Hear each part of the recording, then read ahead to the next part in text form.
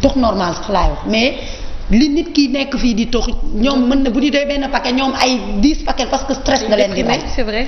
boole ko seddaay bi ñu nekk. te amuñu fu ñu mën a nan lañ koy mën a waxee fu ñu mën a waxtaanee wala seen famille même jàmbur bu la dégloo sa famille déglu la moo ko gën. donc ils n'ont pas d'épaule pour pleurer. Et c'est très triste.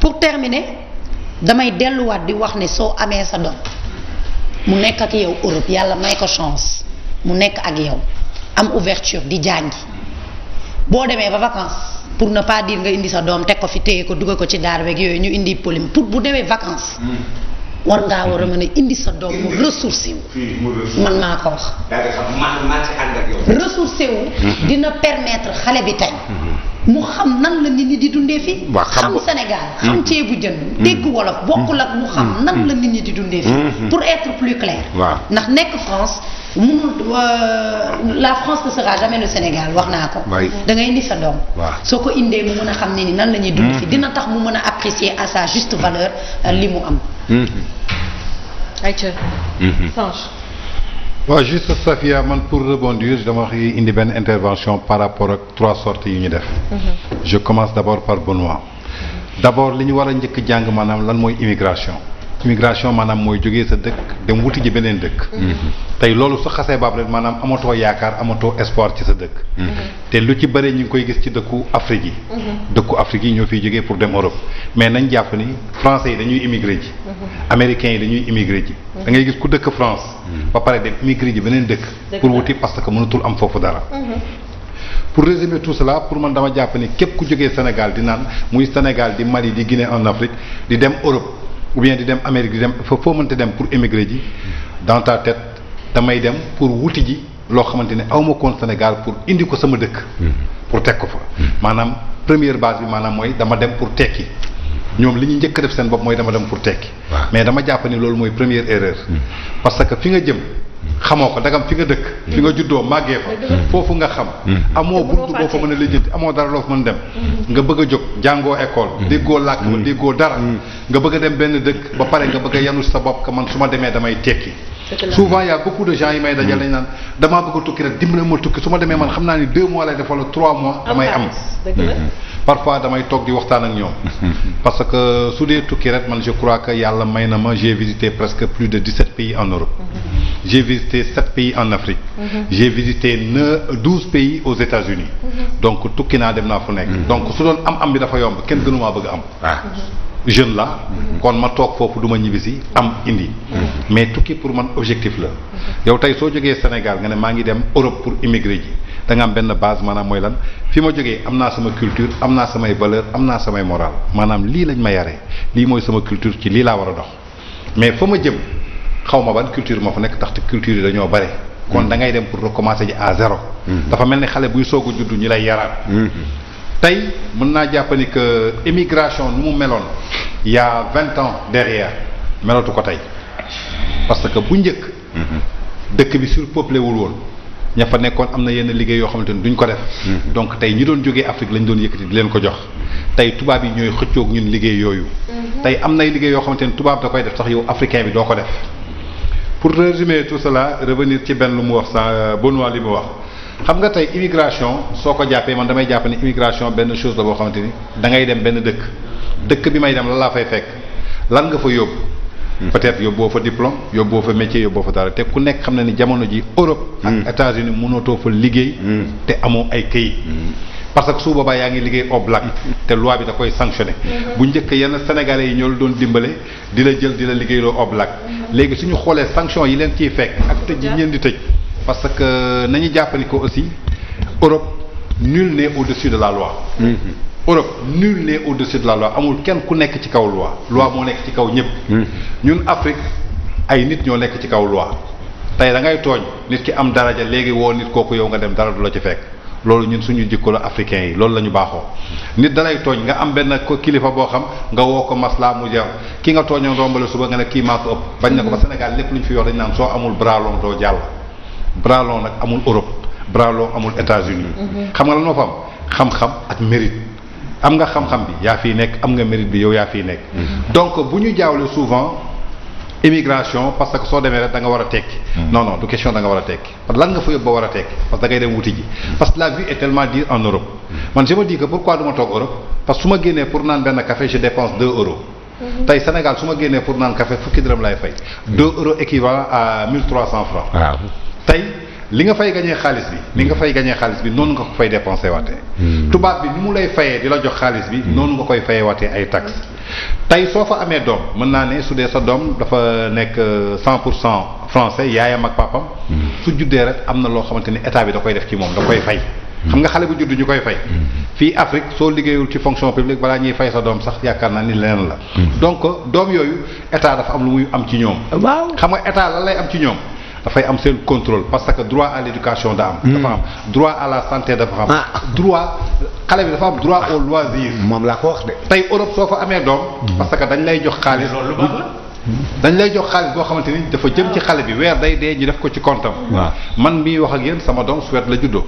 mi ngi fa ba mu juddoo am na lu ñu koy fay. waaw mu ngay jëm ci moom. waaw ba mu amee 1 an. non non bi mu amee 6 mois. waaw lañ ko réserver jardin d'enfants bi mu war a jàngi ji. 6 léegi mois ndey ab tubaab la. wa ah. ndey ab tubaab déedéet ab sénégalaise la.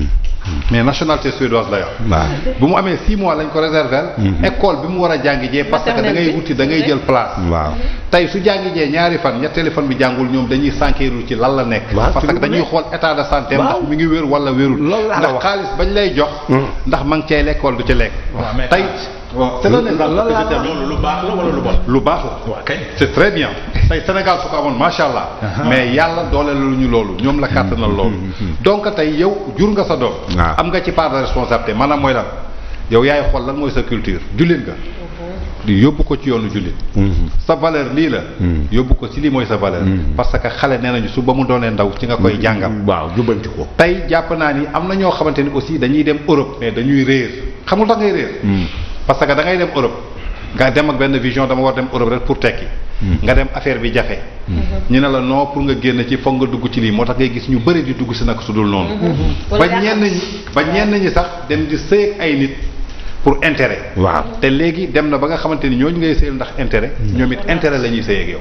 xam nañu intérêt moo la indi ñoom it intérêt la ñuy sëy ak yow donc dafay am conditions yi dafay bare. xam nga conditions yi ni muy bare. man tey su ma ñëwee Europe. mu leer mi dama bëgg kayit ñu ne ma kii su ma ko takkee dina am kayit moom mu xam loolu ci man.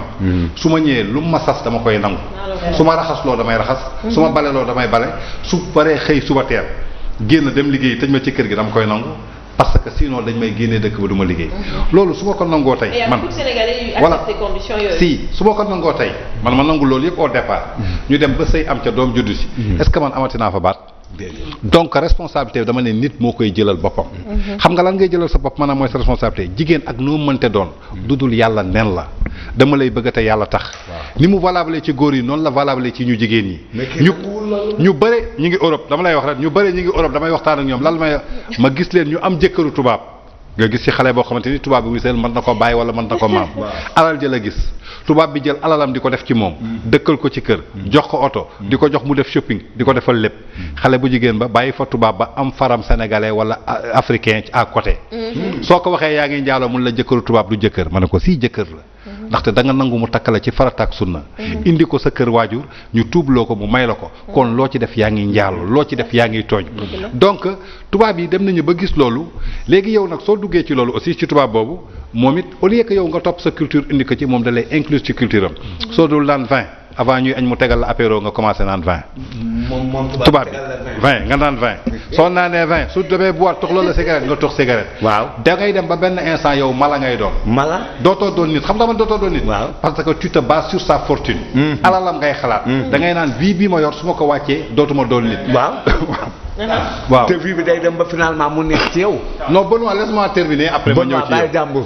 léegi xam nga loolu am na fa. mais dama jàpp ni nit ku nekk ak conscience nit ku nekk ak conscience man tey sama conscience nationalité jaraluma nga yor ay milliards pour ma topp si li nga bëgg. wala may naan man yow yaay topp li ma bëgg. ndaxte loolu lañ ma yare loolu laa màggee loolu laa xam dama dem ba màgg. wut samay kayit pour ñëw sa dëkk. donc bi may ñëw sa dëkk dafa am li ma fa indi. li ma fa indi moo tax chaque jour je ne reste pas en Europe dama ne am na ay culture yu baax comme Benoît ni mu ko waxee. tubaab yi am nañu ay culture yu baax am nañu ay culture yu bon. mais tey kaay bon. la tubaab gën a yombale tubaab du la may xaalis mais su la fekkoon ci boîte léegi ngay naan. mën na la payer 10 verres nga génn mën a toppaan ma fay la 10 verres soo ko ñaanoon 2 euros du ko yëkkati may la ko mais yow yaay xam lan mooy sa culture ak lan laa bëgg nga xool ci ñoom aussi li baax nga cultiver ko soo dellu sa dëkk nga gérer ko parce que pour man immigration képp kuy dem rek su la yàlla mayee teraanga même su dee tuuti war nga dellu si waat sa dëkk teg ko foofu kii tamit am na lu mu wax léegi nee na sa doom soo leen amee da nga mën nga leen indi ñu ressource waaw on est très bien wax na man je suis d'accord avec toi d'accord naa man tey soo amee say doom suñ fa nekkee mais teel leen jàngal foofu li ñu nekk parce que am na ñuy jàngale alxuraan en Europe y a des gens qui prennent des gens di leen indi seen biir kër ñuy jàngal seen doom alxuraan mais du niroo ak voilà fii du niroo ak non daara ñi ngi jàng alxuraan ñi ngi julli tekk non si ñi ngi julli man gis naa ay doomu du niroo ak daara père man gis naa ñoo xamante ne ñi ngi fa di jàng waxtu julli bu jot waaw duñ ko tardé dañuy jàpp dem julli ji Sénégal bii ñi ngi fii yor suñuy doom yor suñuy kër doon ay kilifa waxtu julli du jot ba benn nit jóg dem julli ji yow kese yaay julli ji ci kër gi am na fi kon donc je crois que le respect Europe la njëkk amee pourquoi mu njëkk fa amee parce que dañu am éducation dañu am yar mais njàng ma nekk daara yi seen soin bu nekk daara yi seen Baysal nekk daara yi seen Babacar bokkul ak xam nga lan mooy différence su jàng ji xëy na fii dañuy lay indi yóbbu la ci daara nga toog ci suuf ak yooyu waaw ñun ci loolu la ñu tollool tubaab bi tolluwuñu ci loolu yàlla may na leen beneen doole dañ leen koy nangul mais la seule chose que sa doom li muy jàng ci alxuraan di ko tari xale boobu loolu lay tari li muy mën ci jee julli kële loolu lay mën ci julli li muy mën ci jàpp loolu lay mën ci jàpp donc ce que je veux résumer rek maanaam immigration benn phénomène la boo xamante ni il faut que ñu comprendre lan mooy sens immigration am na côté positif am na côté négatif mais c'est le choix de la personne nit ki mooy choisiral boppam d'accord voilà li ma dégg nga waxtaan. yow tu n'as jamais décidé pour dem immigrer utee nag ki nga xam ne dafa jóg pour ne maa ngi dem pour dem ne ma damay immigrer ci right parce que pays yi nga visité yëpp yi nga dem yëpp demoo fa pour toog tu étais parti pour ñëwaat liggéey dellu si liggéey da ngay dem rek la li ngay rek la ñibbisiwaat non mais parfois mais toog attends doogu ma xamul tax man dama ne balaa may immigrer damay xool ba pare ndax fii war naa fi mën a am dara dama la jox benn exemple bi ma demee Suède proposé nañ ma looy def Sénégal dama lay extraire ñëwal fii soo ñëwee toog dinañ la fay chaque mois 600 euros di nga am lépp am nga sa appartement am nga lépp ma ne ko man damaa judd ba toll ni ma am li ma am yëpp Sénégal donc du 600 euros laa yaakaar man benn jour mën naa ci gagner plus de 1500 euros au Sénégal donc je vois pas que l'importance bés toog naa ma ne ko immigré ji Mauritanie moo ma gënal immigré Suède te am na koo xamante ne tey soo ko joxoon visa Suède mu jaay bagage sam yëpp dem fanaan ji fa ok man personnellement xam nga li nga wax xam nga dëkk booy dem tukki Sénégal français lañ fiy wax ak wolof nga ne maa ngi dem tukki Amérique waaw boo demee li nga war a njëkk a jàng mooy da ngay jàng làkku réew mi anglais bi am na ay librairie yu ko fay joxe ay cours am na école yow mun a dem fay cours am na foo xam ne mun nga toog sax ci télé bi mun nga fa jàng rapidement anglais donc moo tax ma ne la am na choix boo xam ne nit ki bu fekkee da nga jóg âge boo xam ne du âge élevé nga ne man damay dem immigré ji mais su ma demee ñëppay ne damay dem pour tekki man du ma jóg négativement ne damay tukki su ma demee foofu du ma réussir damay ne damay dem dëkku jàmbur su ma fa demee nag damay xool dëkk boobu naka lay doxee pour dem ak ñoom pour mun a réussir xam nga Sénégal yooyu ay paroles la yoo xam ne dañ ko fii wax naankat bi boo toogee di naan ak moom mun na la payer 1 milliard waaye boo leen génnee du la may xaalis looloo am ak France moo am tamit Sénégal da ngay toog fii ak ñoom dinañ la payer mun nga naan def lépp mais du ñu yëkkati xaalis may la donc li may wax man ci immigré bi nga xam ne dafa tukki mooy boo fa njëkkee dem jàngal langue dëkk bi lan lañ fay wax parce que waxuñu fa français bu fekkee dëkk boo xam ne anglais lañ fay wax nga làkk ko nga avancé l'autre fait mooy naka la ñu mën a comparer ki nga xam ne dafa dem pour toog ak ki nga xam ne dafa am njaboot ak ki nga xam ne dafa jël décision bu fa demee foofu la bëgg a dund àddunaam yana man mun naa dem dëkk boobu foo xam ne muy affaire ay culture parce que des fois dinañ la ne non kii dafa complexe dafa dem dëkk boobu rek toog fa dootul ñëw mais est-ce que xam nañu lan moo ko poussé ba mu dem dëkk boobu toog est-ce que xam nañu lan moo ko jëlee Sénégal ba mu dem dëkk boobu toog je suis parfaitement d'accord nga am fa ay doom vacances jot yow nga ànd ak sa ay doom ngeen ñëw nga koy won ay magam ay maamam ay cousin di koy won dëkk bi boo leen vacances ba pare ngeen taalaat jël seen affaire ngeen dem mais pour me dire que xale bi dafa war a juddu obligatoirement da nga ko war a yóbbu Sénégal yéen parents yi nga xam ne yéen a ngi fa toog dëkk boobu culture boobu ngeen adopté ko te bugg leen seen doom aborté culture dëkk boobu je crois que pour ngeen xalaataat ñibbi sax dina doon problème parce que man ñaan naa yàlla su ma nekkee réew ak samay doom yooyu dem ba nekk relève boo xam ne pour man moo di lan am na benn âge boo xam ne bëggatuma ko toog bitim réew mais samay doom nañu continuer seen circuit jàng fa bu fekkee proposé nañ la fa loo xam ne baax na pour nga toog fa liggéey toogal liggéey duma la forcer loo xam ne la dama lay indiwaat par force au retour au pays parce que yow boo demee ba majeur dinaa toog ak yow ne la kat lan nga bëgg a def fii dañ fi ñëwoon jàng nga fi am nga say diplôme international nga bëgg a ut liggéey wala ci dëkk bii nga bëgg a toog yooyu yëpp mooy indi des fois des immigrés am problème pour ñëwaat ak seen njaboot parce que du ñu xam xale bi lan lay bëgg am na ñoo xam ne xale bi day dem ba màgg ñu ne ko xam nga lan la jàng nga fii ba pare daal on retourne au pays mais xale boobu boo ko indiwaatee fi pays bi moom juddoowul Sénégal xam na ne papam ak yaayam ay sénégalais lañu daan na fi ñëw ay vacances mu ne la non man kat dama bëgg a toog nga ne ko loolu du am est-ce que loolu doo am problème après de conscience boo xam ne man kat kii dem na ba nekk benn majeur mais sama xol mayuma pour ma bàyyi ko ci réew moomu est-ce que loolu sa ñibbisi ak sa reconversion ci réew mi fii dina neex donc je dis que il faut donner la chance des fois tamit aux enfants jox leen possibilité ñu exercer li nga xam ne moom lañ ko bëgg a exercer parce que xale yooyu lu tax ma ne mooy relève man mun naa dem ba am 72 ans 75 ans 80 ans ñëw toog Sénégal mënatuma bu fekkee xale boobu il est réfléchi dina ne kat xaaral ma jàppale pa parce que pa moo ma indi woon ci dëkk bi moo tax ba ma mel nii moo tax ba ma am fii liggéey bu baax noonu ngay yaree sa doom mais je ne crois pas que yar sa doom bitim réew dafa nekk loo xam ne dafa bon parce que père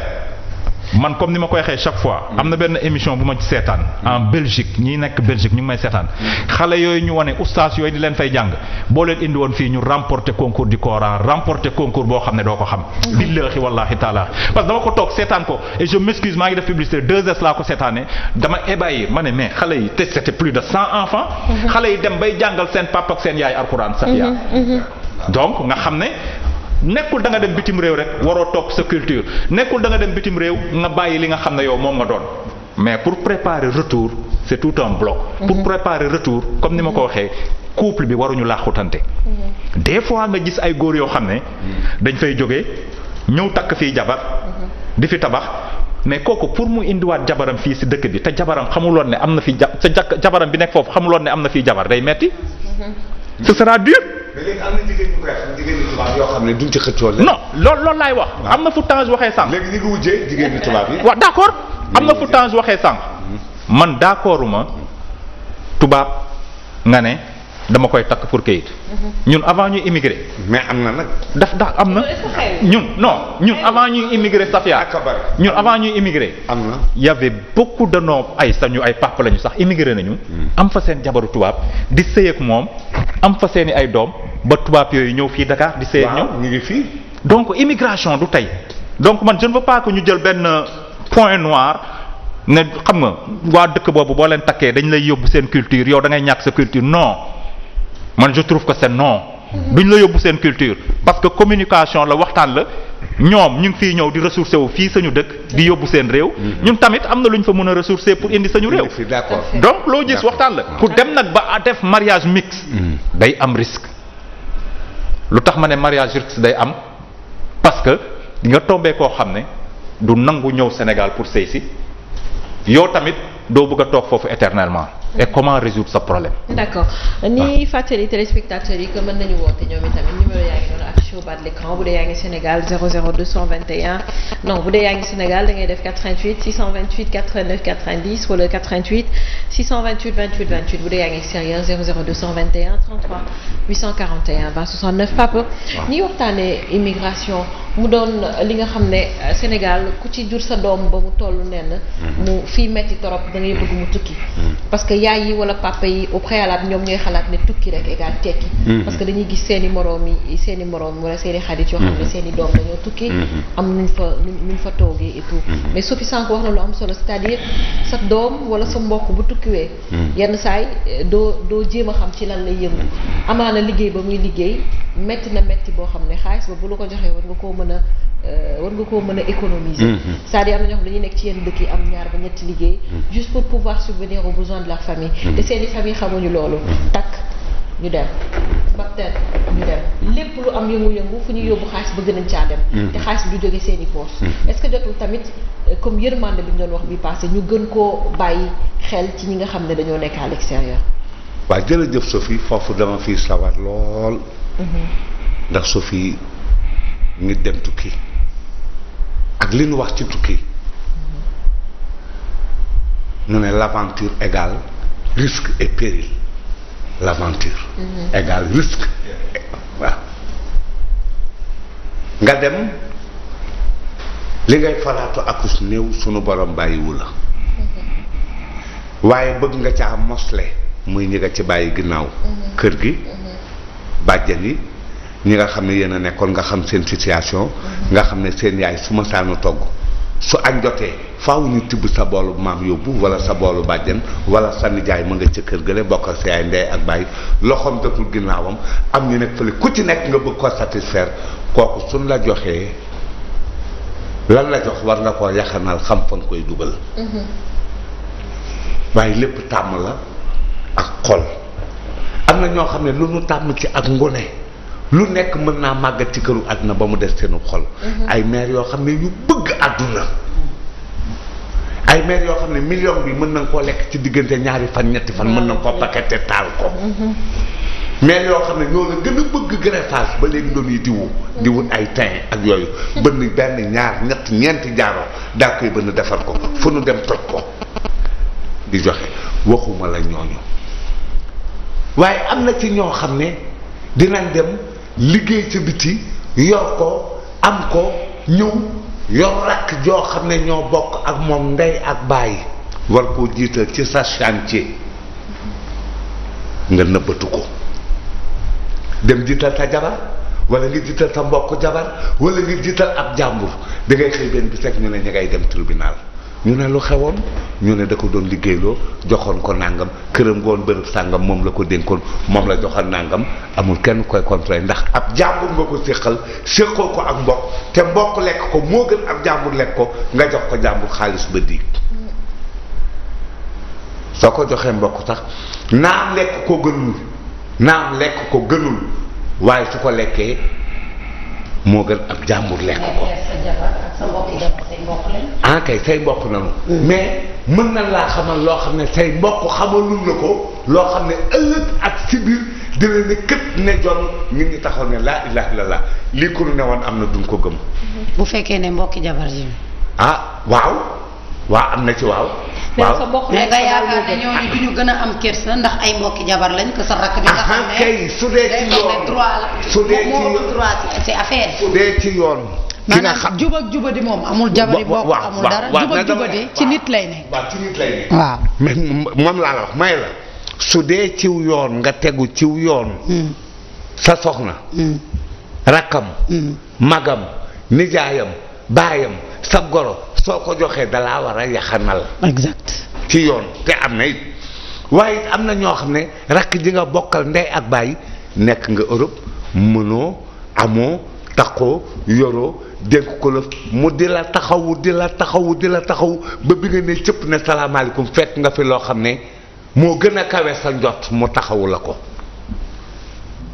waaye gis nga tamit su fi nit jël nit muy mbokk mu ko jegeñ wala muy mbokk jabaram wala sax muy soxnaam ci boppam wàcc kook alalam jox ko laata muy ñëw mu saccagé ko am na Sophie am na mu saccagé ko dugal ko foo xam ne sarak lekkoon ko moo gën mais papa benn mi ngi woon ci benn waaw ñëwal xam nga tey soo nee nga joxoon ko sa mbokk tey mu yàqal la moo gën a gaaw xam lu muy wax ñoo bokk su ma ko lekk waaw non dama lay wax lu indi loolu ñi ci bare soo xoolee at yi passé dañ doon nekk Europe di liggéey di sonn tey dama lay naan Europe soo fa nekkee 5 heures du matin ngay yeewu le temps que ngay génn di jël sa premier train parce que soo dëkkee banlieue lu mu dee di nga def benn 1h30 tey jël RER bi jógee lu mel ni Massif Palaiseau pour egsi Gare du Nord di nga def 1h30 si kaw ngay am train bu gaaw nga xool 6 heures du matin nga këyi yow li ngay yor tey sa rakk bi nekk Sénégal 11h lay yeewu fekk café tegu 14h mu lekk ceebam ba suur dem toogi ci taatu garab ba naan ataayam 17h mu dem géej ne damay entraîner fuddee ko ba yow 20h mu ñëw fekk lu nekk ci kër gi yëpp mu reer ko 22h mu dem baali ji boîte 5h du matin mu ñëw lekk boolu dof yow boobu yaa ngi xëy 6h du matin di sonn yow la ngay am néegoo ci sax lekk lu baax pour ceinturer sa biir nga dajale lépp yónnee ko Sénégal nga yaakaar ni am nga kër nga yaakaar ni am nga lépp soo ñëwee tey di nga fi dugg nga xëy ñëw ñu lay fotol ay kër li gën a bon mooy tas yaakaar fotol la kër jaamur yónnee la ko yow nga egg si ñi lay làkkaloo ay daadaa loolu waxuma la yàq mbokk mais mën na yàq sax famille non dama lay voilà waaw mais daf waaw dama ne waa père dama ne loolu daf fi bëri te nee nañu ku lu ñuul rey sa maam foo seen ku ndóbin rey sa maam foo seen lu ñuul nga daw d'accord tey ma xool ni que man sama rakku jabar am naa ci moom confiance am naa li ma séq ak moom tey je préfère jox kooku mu gérer ma loolu raison la tey su ma rebondir ci Safia lu mu wax man mi nekk Europe di liggéey sama xaalis taluma ngénte taluma feet taluma tabaski day jot ma xëy dem liggéeyi yow nga bëgg tabaski jot ma jox la 200 000 nga takk ay jesner ba pare nga ne waa mbedd yi dañ koy gis parce que sama mag Europe la nekk ma jox la beneen cas yow da ngay jël sa valise diri ko pour dem aéroport balaa ngay egg la première des choses ku nekk commencé envoyer message iPhone X laa bëgg dàll bii laa bëgg cheveux bii laa bëgg soo ko totalisé mu doon ay millions alors que ñoom ñi suñu nekkoon Sénégal bi liggéey ko seen xaalis du ko jënd bés nit ba sama ne jëndal ma téléphone xaw ma buy jar xaw ma ñaata ma ne ko d'accord mën naa la ko jëndal ma toog benn jour dégg ko ñuy wax ko téléphone bi mu ne man de lii du jar sama xaalis ma ne ko donc man sama xaalis moo baaxul ma war ko def ci yow yooyu dafay énervé nit tey soo xoolee soo nekkee Europe da ngay yónnee sa mbokk fii xaalis man mu dalay sonal woote de nga yónnee ko mu jot code bi pour wax la ni que merci je l'ai reçu doo ko dégg jamais de la vie xam nga kañ la lay woowaat mu amaat beneen soxla et loolu dafay métti nit te xam nga Europe soo fa nekkee tey dafa métti ku ne amul jot ku nekk mi ngi toppatoo liggéeyam mais loolu la faute à qui voilà parfois da ngay bëgg say mbokk jóge la pour woo la téléphone man su ma demee Europe souvent damay naan yéen ñi nekk Sénégal yéen a ma gën a mën a woo ko man parce que tey su ngeen jëndee 500 francs crédit mën ngeen ma ci woo wax ci seen soxla ma wax ci ak yéen man mënu maa jënd 500 francs crédit carte bi gën a ndaw 5 euros laa koy jëndee te mënu ma ci wax 1 minute mbaa 2 minutes donc il faut que sénégalais yi xam ne ni que nit ki su jógee ba dem Europe partage la war a doon compréhension la war a doon waroo ko teg loo xamante ni mënu ko tey sànq kii wax na am na ñoo xamante ni du ñu mën a ñibbi si wati pour man loolu question de choix la xam nga choix mooy daal yow yaay toog sa dëkk dem ba benn instant nga dem benn dëkk man gis naa ñu bari mënatuñ ñibbisi xam ndax mënatuñ ñibbisi parce que dañu ne il préfère toog foofu parce que dañu dem Europe commencé di foowee seen laayef di foowee seen laayef xam nga tey dañu ne l'avenir ça se prépare dans la jeunesse nga foowee sa life pendant 20 et quelques années léegi tey am nga kersa ñibbisi te yoroo dara tu préfères toog foofu di dundee li ngay dund tey am na ñoo xamante ni dem nañu Europe ba ñu demee Europe liggéey moo leen fa yóbbu suñu amoon 100 000 francs na la leer ne 50 000 yi ñu ngi Sénégal chaque jour ñooñu lépp lu ñu investir dañuy ñibbisi tey pour te dire que là où je suis am naa sama benn cousine Khady elle travaille très bien mais bi mu ñëwee vacances lan la ma wax soo ma gisalee benn liggéey man je préfère rentrer au pays je te donne aujourd'hui l'exemple de mon père Baba Tandian il est parti à Paris bi muy njëkk dem Paris basket moo ko fa yóbbu bi muy basket moom moo ma nettali quand j'avais 13 ans fekk may jàng école après suñu moyen ni ñëw mu ne ma bi ma demee Paris dama doon basket on était 4 mais bi ñu nekkee 4 chaque jour suñu fayee ñu jël vol dem Paris dem noosi nee na ma toog benn jour xalaat li ma sama papa waxoon ma woo leen ñoom ñëpp man leen diw mu ne man naa man leen Sénégal lañ jógee dañu war a dellu Sénégal pour tabaxaat foofu investir fa nee na bi mu waxee loolu am ñaar ñu ko topp c'est la ceinture biiram pendant 13 ans sol na benn manteau pendant 10 ans dàll bu xol dagg la doon sol mais ba mu ko defee pendant 13 ans yooyu bi muy ñëw Sénégal il est venu avec 150 millions si la teg imprimerie Tandian am na ñaari copains yoo xamante ni dañ ko ci toppoon bañ ko ci toppee kenn ki tey maanaam immobilier la yor ay immeubles yu bëri la yor mais ñaar ñu ko toppul woon tey jii ñi ngi Europe boobu mënatuñu ñibbisi parce que dañu foowee seen laay sa àdduna soo ko foowee Europe foo ngay am caaxaan ngay am mais soo demee pour dëgg moo lay indi te nee naa leen Europe ñi fa nekk pour liggéey ñi ngi liggéey di daan seen doole di ñëw tey soo demee Louga nga xam ne ay jàmbaar dëgg ñoo fa nekk tey soo ñëwee Ndakaaru bi tellement di ay jàmbaar a fa nekk mais am na ñoo xamante ni aussi tànku caaxaan bi lañ topp tànku lu bon li tey dama la jox benn exemple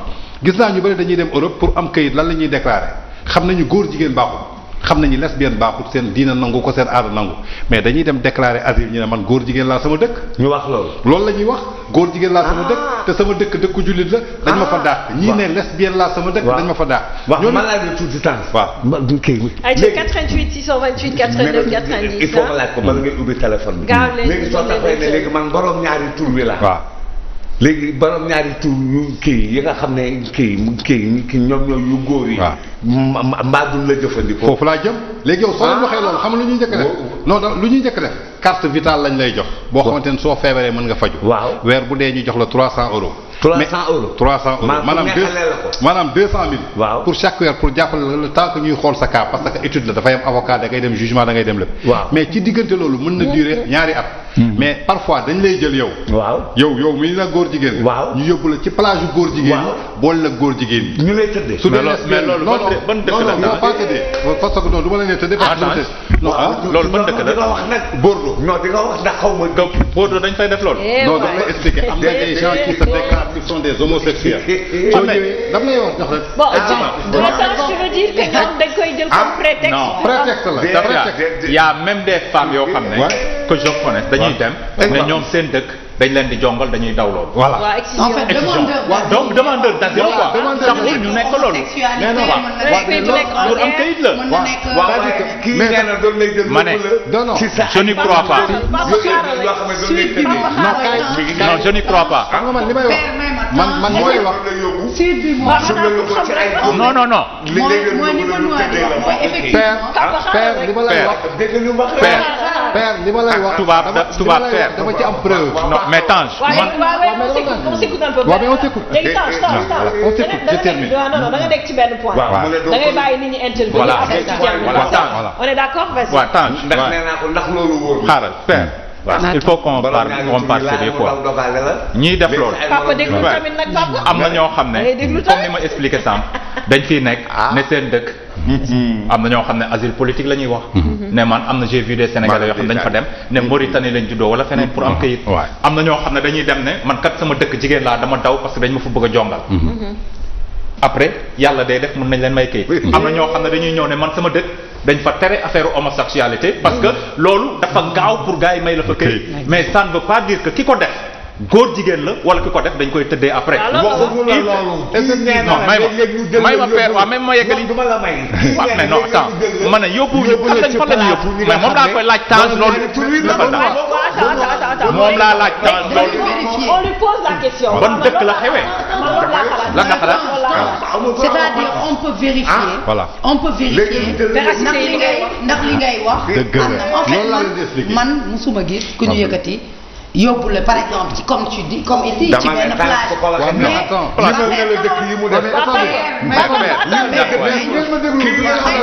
père defal on va si vous me laissez terminer vous aurez votre réponse.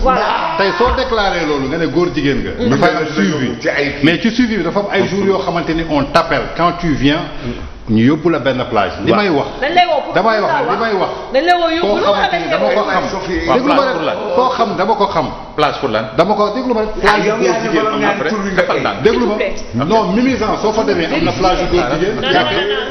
non moi j'ai des questions à poser. Voilà. C'est-à-dire yow dem nga déclarer par exemple nit dem na déclarer ah man de borom homosexuel la sama dëkk pour mën a am par exemple këyit. voilà d'accord loolu. xam nga def ko demande léegi xam nga laa la bëgg a laaj. léegi suñ ko woowee téléphone. genre dañ koy ne ko dañ lay yóbbu fii nga xam ne dafa am ay on t'appelle pas au téléphone wala man comme woowuñu la téléphone. kii xam na ne dafa tukki. c'est-à-dire que woowuñu la téléphone. xam na ko dafa tukki. ay ci téléphone bi si Safia li ma lay wax duñ la woo téléphone dafa am centre bi foofu ngay dem. chaque jour parfois après ñu jël 88 628 89 90 salaamaaleykum. borom ñaari tur bi la ñu yóbbu la. ayca papa ñu dégloo tuuti rek salaamaaleykum. ah waaye. 88 628 89 90 00 221. 33 841 20 69 allo. dafa tukki. allo. waaleykum salaam sëñ bi noo def. dellu ziar bu baax a baax ñu ngi lay déglu sa gis-gis ci thème bi. Merci beaucoup.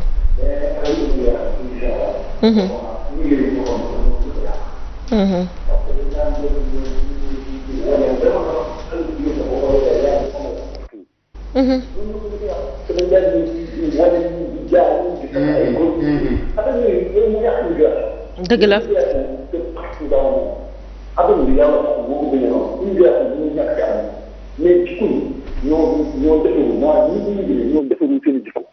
parce que da ngay ñëw fii bàyyi say morom nga ñëw yor loo xam ne yoruñu ko nga leen koy wan carrément dama na ba maire yi ku ci tukkul duñ la may sa doom dama na fi am ta gars yi boo demee dëkk mel ni Touba yi rek Touba amoon na ay jamono boo tukki duñ la may jabar am ta gars yi dégg bi ci nit gi mooy affaire góor jigéen yi ngi wax nii fii ci Sénégal bi am na ñoo xam ne dañuy changer seen lépp ñu jënd ay féeti góor jigéen mën cee tukki di dem ay dëkk yu mag dëkk yu dafay dem sax ay Australie ay Canada ki fu nekk am ta gars yi loolu moom ñii sax tukki ci boppam ñun ñoo war a xoolal suñu bopp ñun nan la ñuy tukkee. bu demee bay dama lay jaroo sama kenn. di ay gaal di dee.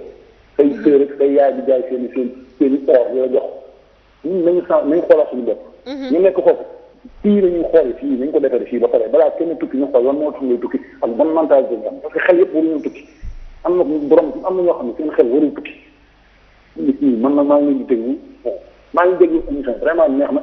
merci ci utaale xam-xam encore. parce que merci beaucoup d'accord pour les Sénégalais de l'extérieur yi nga xam ne dañoo bëgg a woote ci émission bi 00 la 221 33 841 20 69 bu amee ku nekk ci ginnaaw ñu jël ko salaamaaleykum allo Tange ayca. c'est juste pour terminer c'est-à-dire que li ma la wax. centre ba yow da nga fay xëy.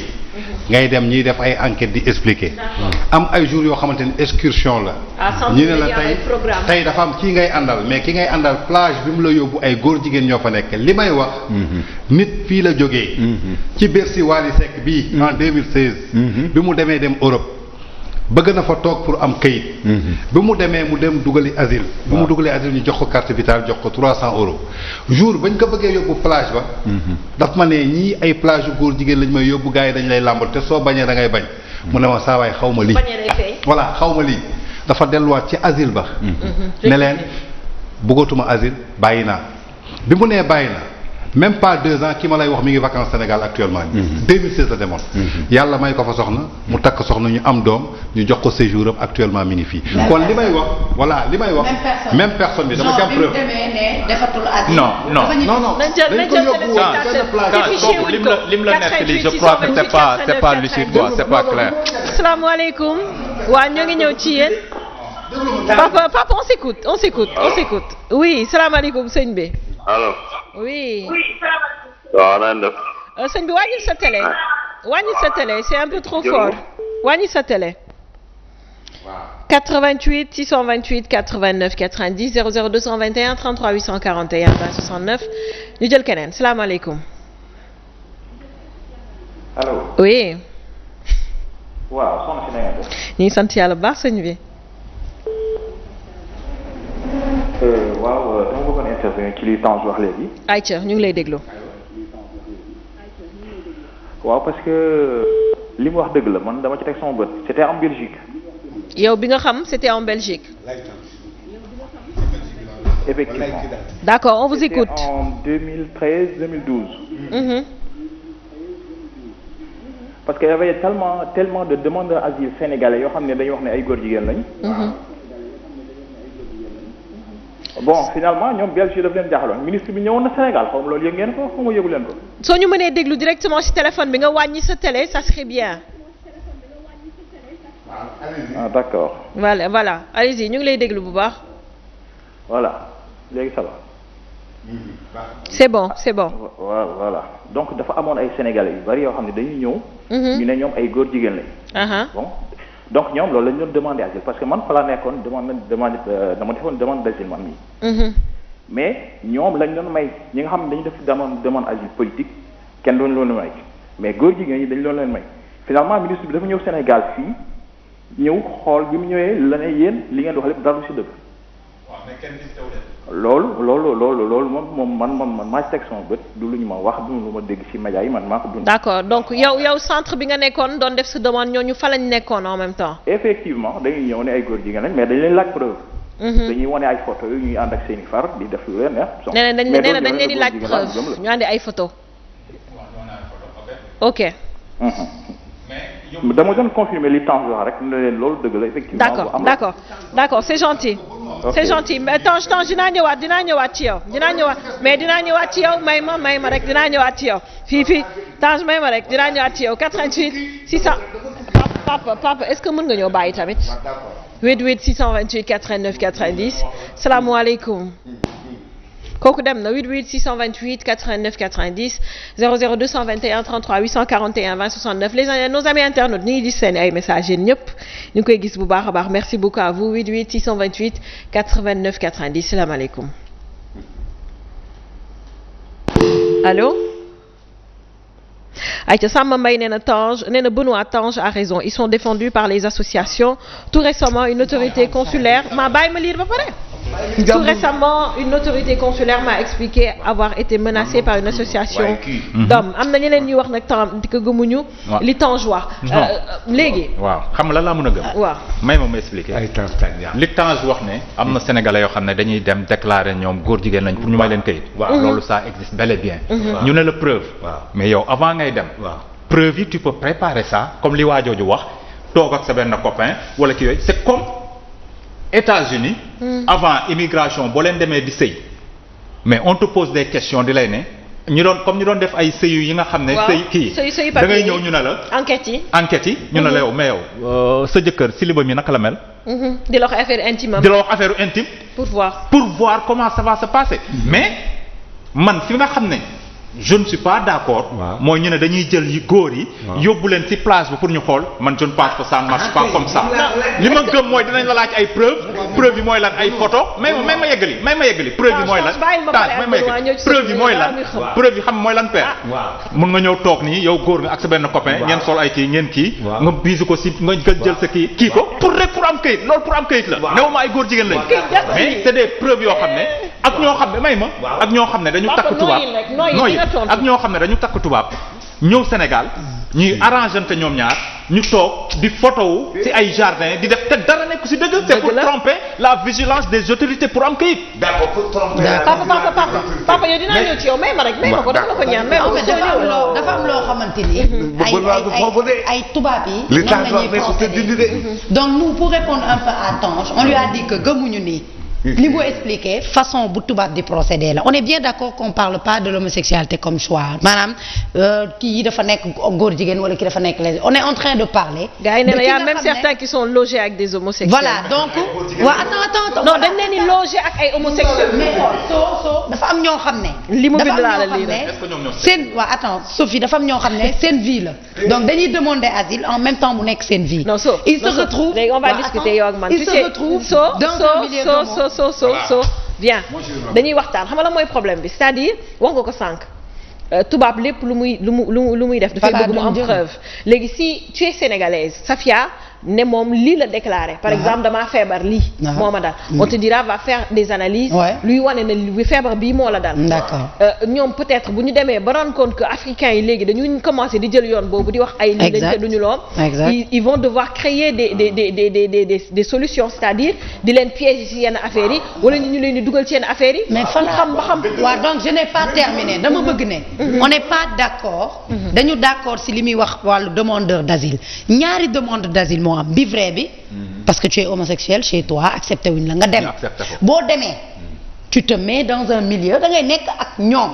beneen demandeur d'asile bi nga xam ne du homo mais demandeur d'asile la dafa dem parce que dafa bëgg jaar ci loolu léegi ma egsi nii maanaam bu ñu tollee ci wàllu preuve nous on a dit que ñun gisuñu d'accord ni mu ne ay dañ lay boole ci plage on te demande sa copain on vérifie maanaam couple normal sax góor ak jigéen ci papier dafa am kuy ñëw di vérifier seen brosse à dents seen serviette yi mën na nekk ci couple homo même chose mais quand à jël la woo la jox la rendez-vous plage homo on n'a jamais vu ça comme dama il faut qu'on s'écoute suñu dégloonte dañ déggante yéen seen xam-xam fi mu yem foofu ngeen waxee man sama xam-xam ci lim ma yóbbu sama xam-xam ci lim ma yóbbu yàgg dafa dox ça fait même pas 2 ans mais tu n'étais pas présent non déglu ma mais da ngeen ma dégluwul man tey su ma paree su ngeen ma bàyyee ba mu paree di ngeen xam ne que li may wax lu tegu la xam nga bu njëkk pour nga demander visa ambassade France am na contrôle yu bari amul woon dañu dem ba ressourcé wu ci biir nit ñi ba xam ne am na ñoo xamante ne dañuy créer certificat de mariage entre des gens ba léegi ay visites ci am ba ci contrat de travail dañu demoon ba xam ne gars yi dañu koy créer donc chaque jour day changer li ma lay wax li ma lay wax demandeur d'asile yi dañu gis ni que waxuma sénégalais xam nga sànq yaa ngi naan sénégalais ñun plage bi la ñu dàq dama la ne ci demandeur d'asile bi dama ne demandeur d'asile yooyu soo demandé mën nga fa nekk 6 mois parfois da ngeen ñëw ci centre ngeen def test parfois ñu xëy ñu ne la excursion kooku bi ñu ko nee excursion on a dit que dañ koy yóbbu ci benn plage bu mu demee ci plage bi dañ fa teg ay góor jigéen yu bëri mais waxuñu ko mu tëdd ak ñoom mais comme dafa ne dëkkam góor jigéen la ñu ne kii su duggee ci plage bi xëy na dina def yëfu góor jigéen wala truc consort waxuma day def loolu dama ne dañ lay yóbbu dugal la seen biir yow tey su dee dugal nañ la seen biir kële moom xëy na bëggut moo tax mu génne mais keneen su dee këyit jaral na ko mais mën na ko jaral mu gëmm bëtam benn exemple ma jox la beneen deuxième boo xamante ni dama am deuxième bi non pour mu jeexal wax ji man maa toog France nit woo ma téléphone ne ma Tange dama dugaloon dossier lesbienne Belgique mais jamono ji sama avocat dafa war dem tribunal te amul preuve est-ce que mën nga ma bindal benn article ci sa site wala nga xool ku ma koy bindal ma fay ko 300 euros mu antidaté ko ne tel bés sama biir kër laa newoon ak sama beneen jigéen sama yaay nangam génnee ma fa nee na ma beneen bi sax mën naa ko dékku ndaxte dañ may dugal ci ay lesbiennes loolu garaawul yar na ma ko yàlla baal nit ki moo ma ko nettali. d'accord on va avancer un peu. léegi dañ la ciy dugal. bu lii yëpp demee ba am ba nit ñi di ko supporter à l'extérieur. moi je pense plutôt Tange s'il vous plaît s'il vous plaît. façon de vérifier que dina jël dina yóbbu seen biir. on parle d'Europe quand même. ñu am xam-xam bu ndaw tukki nañu.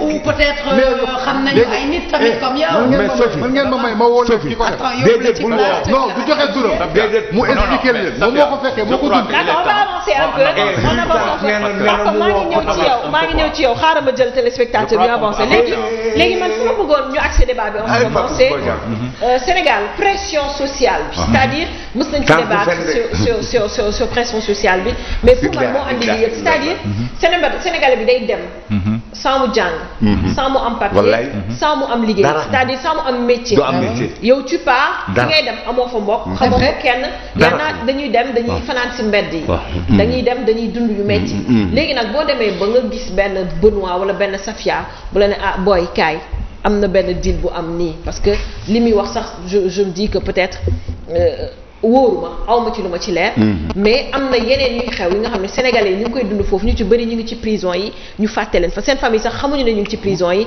parce que mënuñu communiquer ak ñoom mais am na ci ñu dem pour un jour nga def ko muy drogue wala muy leneen pour nga mën ci génn am loo yónnee sa famille ñu jàpp la daal di la tëj te loolu yëpp ñi nekk Sénégal ñoo leen koy teg parce que ñoo la koy teg parce que c'est eux en un mois tu pars quelque part en un mois ñu lay laaj somme boo xam ne yow mënuloo ko lijjanti Sénégal gi sax boo fi amee liggéey booy stage sax les gens ils croient que mooy loolu dañ lay commencer di la teg ay charges asamtuma laak boo tukkee il te demande par exemple benn 100 000 francs yaa ngi dem foofu amoo sax foo tëdd mais tu as da ngay am en fait pour immigré yi ñu ci bëri dañuy suturaal seen bopp.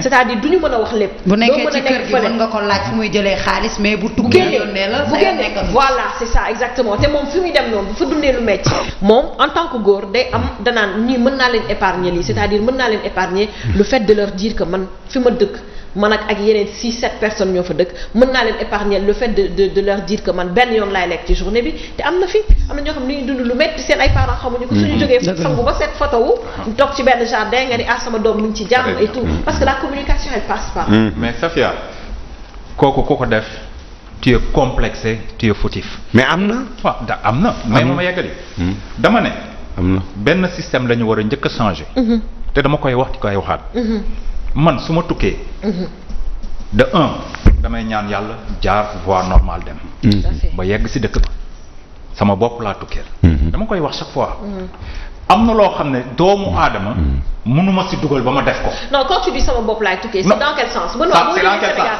d'accord boo jógee Sénégal fekk sa papa ak sa yaay fii pour ñu togg sax c'est un problème booy tukki doo tukki pour sa bopp parce que loo njëkk am da ngay bëgg jox sa wallaahi loo am sa ndey si je voyage pour moi seul du ma nangu même si mes parents ñu ngi fi toog lekk ñu naanuñu nit di may ne kaay dem jaay drogue may dem je n'y vais nulle part loolu moom muy benn muy benn ma nekk ak sama papa ak sama yaay teeg fi tamit ma nekk bitim réew di liggéey mu leer ma ne man li may gañe heureusement ñaan naa yàlla am des parents loolu dafa jar a ñaan compréhensif d'accord parce que su ma fa nekkee yónneewu ma leen kenn du ma ñeme woo pour ne ma lu tax yónnee woo kenn du ma ñeme woo pour ne ma lu tax yónnee woo parce que xam nañu su ma amee ndax sama yéene dina dem si ñoom. waaw d'accord. donc su ma fa toogee Safia di gagner $500 ma war a fay sama appartement war a fay sama lekk je vais m'efforcer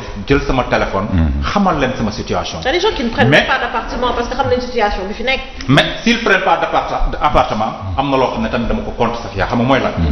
je ne peux pas imaginer nga dem bitim réew tamit ngeen nekk ay 25 ay 45 si benn néeg. parce que ñu bëri c'est une façon pour eux d'économiser. c'est une façon pour eux d'économiser mais loolu du àdduna parce que ñi nga bàyyi fii. location mu ngi leen di xaar ak lekk te amuñu Safia gënal yéen a ma xaw ma yéen a ma gënal sama bopp xaw ma lan lañ koy waxee du tax ma def yenn affaire sama bopp ma la gënal du tax ma def yenn affaire Safia je ne vais pas vivre 45 wala 25 personnes si benn chambre d'accord amul maa yokk nombre bi noonu pour ne lan damay satisfaire nekk Sénégal. ah sa papa ak sa yaay ak say rakk ñu ngi ci non bàyyi leen xam nga nag. yéen xam nga nag dans la vie. Sénégal non réalité Sénégal yi laa lay wax. il faut que les réalités changent là. changent fii ba pare tu vas dire man mii dem extérieur je vais pas accepter de vivre avec 5-6 personnes ci benn néeg. alors que Sénégal yaa ngi bàyyi sa papa ak sa yaay ak say rakk ñu nekk ci benn néeg. dama la ne. dama la ne Safia li ma wax de déggoo ko su ma naree am yenn condition de vie Europe balaa caat ma ñibbiwaat sama dëkk Sénégal donc teg condition yooyu je ne vais pas aller à l'étranger waaw muy taw muy neige mu leer ma ne man maa ngi dàqee di ñefe pour en retour ne pas vivre heureux là-bas pour en retour faire vivre des gens qui restent au pays pour que ñoom ñu heureux man du ma heureux je ne vais pas faire ça ces gens-là sont ta mère ma ne écoute-moi tes frères moo tax ma ne la moo tax Safia léegi bàyyi ma yeggali moo tax ma ne la pour dimbali les immigrés il faut que la mentalité des Sénégalais reste au pays change des parents et des Sénégalais qui sont partis uti ñoom tam seen mentalité na nàcc nañu xam ne niñ ko waxee immigré dafa neexatul. mais ndimbal fi yaa ma dégg ma ne ndimbal fii lañ ko fekk mais ndimbal balaa muy baax nga dimbali sa bopp. les parents lu tax ma wax loolu Safia lan mooy sañu waxtaanu tey. bu doon sa bopp rek beaucoup de gens duñu. billahi soo sa bopp rek kon du kii. sa ndey soo ko deful defaloo sa baay defaloo sa rak defaloo sa mag. mënu leen toog fii di ne que les immigrés sont là-bas ils sont fatigués nañ leen yërëm ba pare ngeen bëgg a jël seen masla ak seen yërmande Sénégal boobu bëgg ko mettre en haut devant loolu jëmee ko ci seen ndey def lu mu wax la jëmee ko ci seen wayjur may ma yeggali Safia Tange dafa wax sànq loo xam ne Tange may ma waay père ma wax ngir yàlla Tange dafa wax loo xam ne sànq dafa am solo xam nga mooy la Tange li mu wax lépp am may ma xamul tax lu ma wax xamul tax ma ne foofu dafa am solo lépp mu ne pourquoi les Sénégalais duñu yëkkati téléphone woo immigré. waaw loolu ba tey nanguwuma ko. yaa may dégg. non yow doo nangu dara parce que bu ñu la expliqué après. nanguwuma yaa may dégg sax yaa léegi man dama dem tukki. ngir yàlla dama dem tukki pour uti. waxuma bi may tukki que famille bi dañu cotiser. yàlla na ma yàlla musal si loolu Sénégal parce que boo tukkee ñu cotiser la yow tu seras obligé même boo mënul tu seras obligé def loo xam ne mënoo ko moo lay dugal si sàcc y a combien de Sénégalais.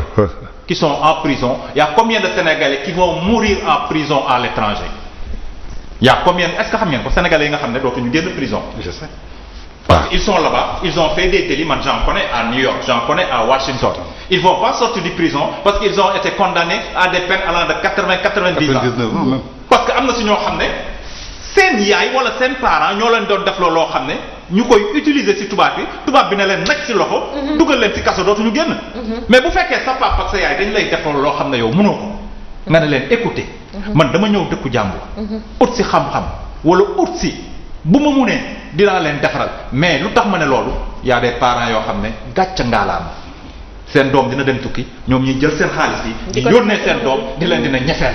mais loolu tax ma ne la mentalité des Sénégalais rester au pays dafa am ñoo xam ne dañu war a changer seen mentalité si li nga xam ne mooy sañu lan ñun Sénégal nii lañ ñu bindee ñun Sénégal waajur pap c'est bien beau mais si tu pars à l'étranger ba xam réalité li nekk étranger papa ak yaay waruñu la sonal mag rakk ak doom waruñu la sonal ba boo ko mënee nag.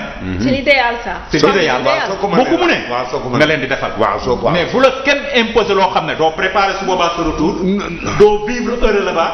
tu vas toujours être dans stress bi nga xam ne moom la Sophie doon wax sax et loolu c'est dangereux pour léegi xamul tax ñaari dund yi mu différent en Europe ak fii Afrique mu am différence sànq Tange mi ngi koy wax c'est-à-dire am na yenn dëkk yoo xam ne boo fa juddoo ba ngay juddu sa école ak sa yëpp état bi moo koy jël en charge say parents li ñuy def ci yow du bëri dafay néew c'est-à-dire yi nga xam ne mooy ay privilèges yu ñu la bëgg a defaral seen bopp la mais fii Sénégal boo juddoo sa doom buy ñàkku yaay fay sa doom buy jàngi yaay fay formation yaay fay école yaay fay donc lépp yaa koy fay kooku bu demee ba voyager même avec ses propres moyens bu demee pour man warul voyager pour moom parce que investissement bi ñu def tu vas me dire que c'est un devoir mais d'accord yow tamit devoir lay doon pour nga rendre leen l'appareil c'est différent de l'occidental bi nga xam ne moom léppam état moo ko établir tegal ko ba pare. xale bi nga xam ne juddu kan la xale bi yëpp ñan lañ établir. ci laay ñëw par exemple temps jox na sànq ci dëkk bi nga xam ne moom la non c'est un exemple bi nga xam ne doomam fa la juddoo. balaa ngay am yenn âge ñu prévoir fa ngay jàngee. et c'est valable aussi aux États-Unis am na ay ñoo xam ne seen ay doom dañ leen di jël di leen yóbbu te duñu fay dara. xamul tax li ma wax maa répété donc ñaari réalité yi bokkuñu. Safia dafa naan ma wax la dama ne déglu ma bu baax li ma wax. yow li ma wax rek nga répété xam nga mooy lan. sama papa dugal na ma ñàkk na ma vaccin sama papa jox na ma Nivaquine ma naan sama papa jox na ma bépp moo naan. c'est bien boobu. sama papa balaa muy judd sama maam defal na ko noonu. ñuy màggee di màgg noonu. mais su ma tukkee. y a des familles comme ni ma ko waxee. yow nga ñëwaat vacances. sa papa moo lay organiser sa vacances. ne la yàlla voiture là da nga soxla xam na li nga dund may ma parce que xam na li nga dund yaa ngi communiquer ak moom. voilà mais li ma bëgg a wax mooy. il n'est pas dit que jox ma la. c'est ça qui fatigue les immigrés. mentalité Sénégal bi nekk fii. tant que changé wuñu ko immigrés yi ils seront jamais heureux. D'accord. Il faut que les Sénégalais changent de mentalité. Je suis d'accord. Il faut que les immigrés xam tamit nekk mentalité bi nga xam ne moo nekk Sénégal ñoom ñoo leen ko mën a changer loo. xamul naka lañ leen ko mën a changer loo. Qu'ils arrêtent d'être comme des vaches laitières di envoyer. loolu d'accord naa. yaa may dégg. donc bu fekkee da nga judd ci kër boo xam si ma ne bu fekkee da nga judd ci kër. d'accord naa bu fekkee da nga judd ci kër père. waaw yow nga dem tukki. waaw. néew ma man ba léegi déggul ma ne néew ma bul defal sa ndey bul defal sa baay bul defal say sœur mais xalaatal ni nga toogee ci réew moom xalaatal na réew moom boo fa dencul xaalis nga feebar des fois tu auras des problèmes xalaatal na réew moom bu à tout moment mun na ñàkk ci liggéey est-ce que économiser woon xaalis pour dund ci déedéet donc l'immigré bi nga xam ne dafa daan fayeku di envoyer amul saving mu dem ba benn moment am problème. on va prendre est-ce que ñi fi nekk dinañ ko yónnee xaalis pour dimbali ko c'est l'immigré qui reste au pays qui sera fatigué. d'accord 88 628 89 90. salaamaaleykum. allô bonsoir. 88 628 89 90 00 221 33 841 20 69 allô. astafurlah. allô. allô. ayca papa. waaw Sophie ndimbal. waxuma la gaspillage. voilà Sophie waxuma la yàq. Sophie waxuma la puukare waaye Sophie lu juddoo ci tagar lu nekk ci këru àdduna su màggee lu mu njëkk a am njëgu lal lay doon. sa ndey nga fi ba. say rakk nga fi ba. sëb jigéen nga fi ba. soo demee. waxuma la nga dugg ci loo mënta dugg de. waxuma la nga laal loo warta laal waxuma la nga jaay loo xam ne du sa métier toogal ba am liggéey lu la yàlla may lu nekk mos la ca des nga denc nga xam ne su ne kët ne jon ne mbirim lacc soo feebaree am loo fajoo soo dawee